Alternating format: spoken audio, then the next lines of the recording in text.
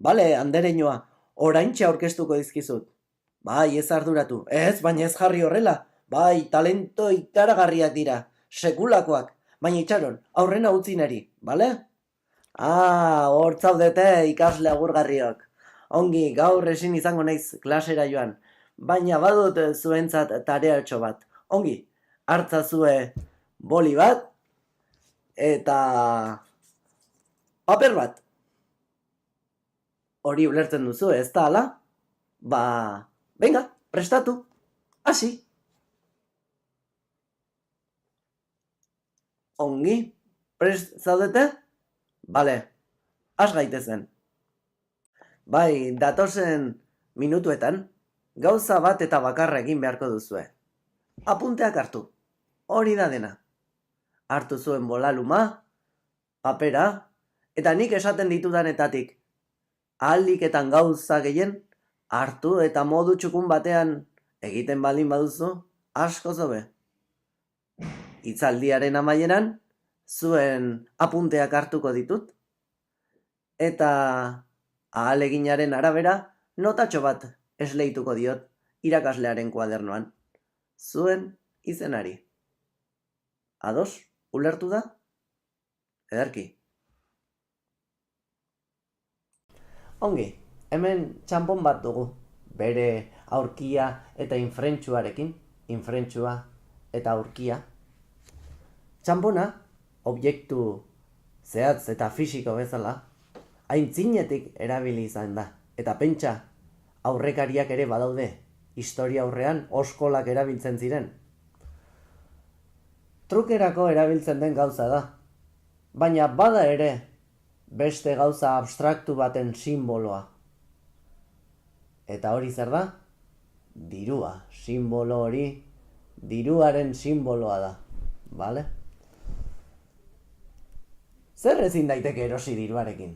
Egun, gure merkatuen mundu honetan, globalizazioaren mundu honetan, ikusten ari garen gaiarekin oso lotura hertsia du.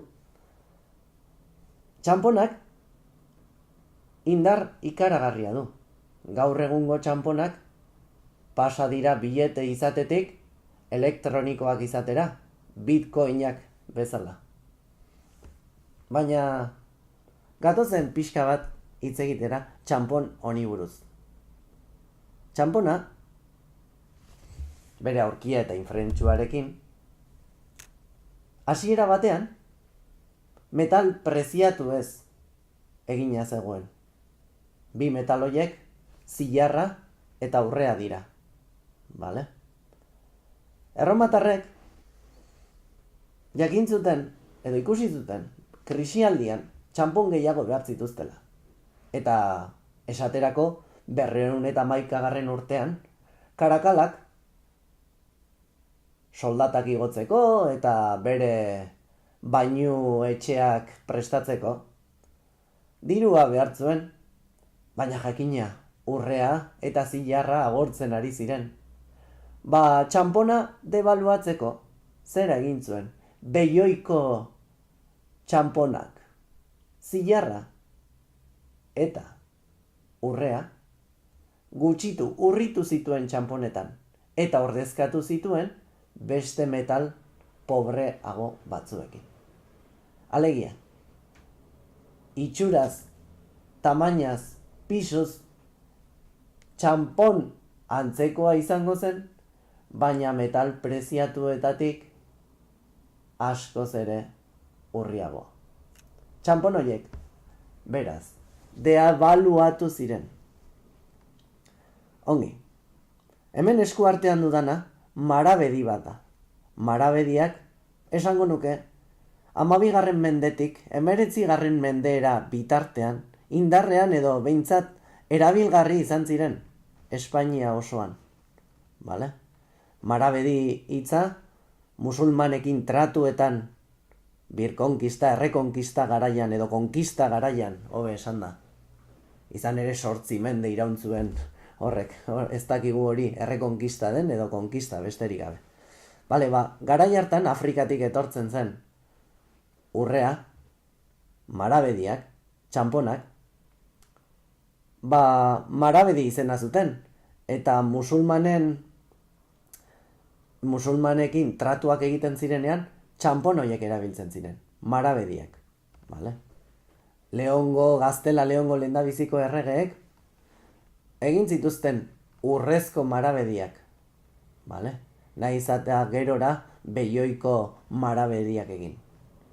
Behioiaren balioa irudikatzeko. Pentsa dezakegu gure gaur egungo euroaren zentimoak direna. Garai hartan, 5.000 marabedi zituenak klase ertainekoaren barruan sartuko genuke. Eta 20.000 marabedi balio zuen etxea zuenak, bada goi maila edo maila erditik gora zegoen pertsona izango zen. Ederki. Hemen ikusten duguna txanpon hau 1800 eta batekoa da. Eta Borboidarren etxeko Carlos Laugarrenak egin zuen. Isabel Bigarrenak ere marabediak egin zituen. Eta errege katolikoek urrezko edo zilarrezko txanponak egiteari utzi zioten.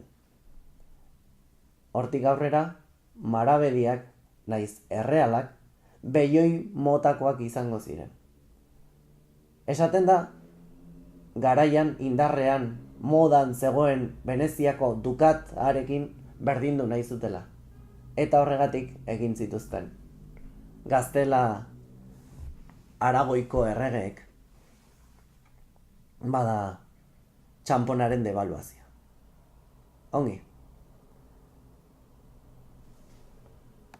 Ongi, hasieran bota dugu galdera bat. Eros daiteke dena diruarekin? Zer etzenuke erosiko diruarekin? Egun, inoiz baino gehiago. Denak du ordainean prezio bat.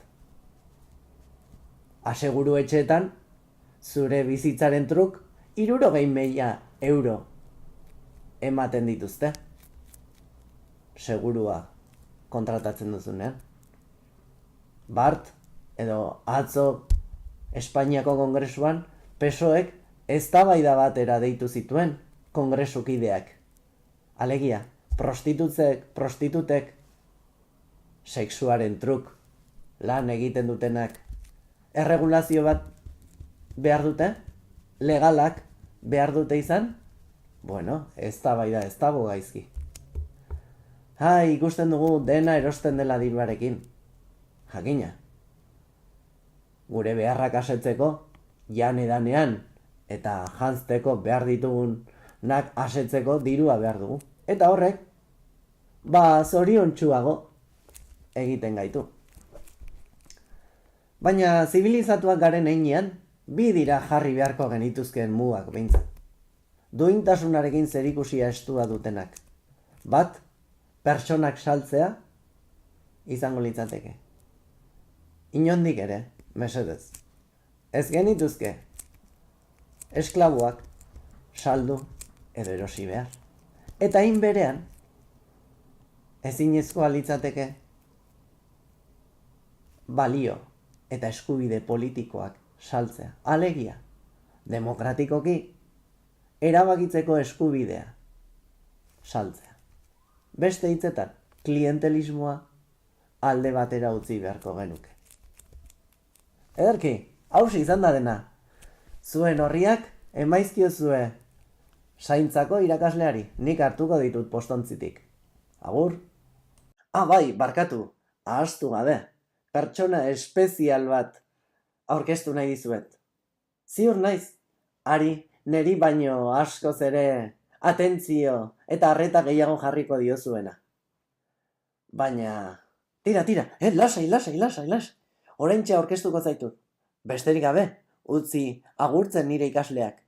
Hemendik aurrera zuen eskuetan egongo dira eta. Bueno, ikasle agurgarriak. Ez dut gehiago esanen. Ziur naiz, zuek oso ongi moldatuko zaretena irakasle honekin esan bezala. Bale, lasai. Hemen.